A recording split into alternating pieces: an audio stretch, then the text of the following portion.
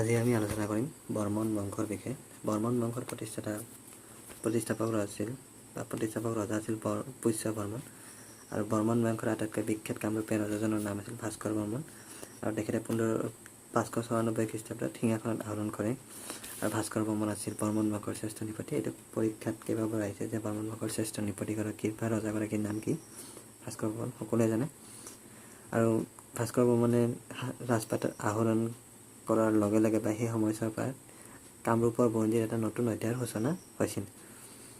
তেওঁ সিংহাসনত আৰোহণ কৰিয়ে নতুন চন বা ভাস্কৰ শব্দ বা কামৰূপী চনৰ প্ৰৱৰ্তন কৰিছিল। ভাস্কৰ বৰ্মনৰ দিনতে চীনা পৰিব্ৰাজক হিউয়েন-চাং কামৰূপলৈ আহে আৰু তেওঁৰ গ্ৰন্থ চি-ই-গীত কামৰূপৰ বিষয়ে এটি বহুমূলীয়া টোকা লিপিবদ্ধ কৰে।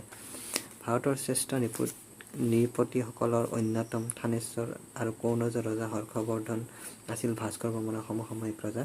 ভাস্কৰ বৰ্মনে হৰ্ষবৰ্ধনৰ ওচৰলৈ শংখবেগ নামৰ এজন কটকীৰ হাতত বহু উপহাৰ পঠিয়াই মিত্ৰতা স্থাপন কৰিছিল। ৰজা হৰ্ষবৰ্ধনক কেইগৰাকীমান ৰাজকটকীৰ হাতত অনুৰূপ মূল্যৱান উপহাৰ ভাস্কৰ বৰ্মনে পঠিয়াই দুয়োৰে মাজত বন্ধুত্ব কটকটীয়া কৰে।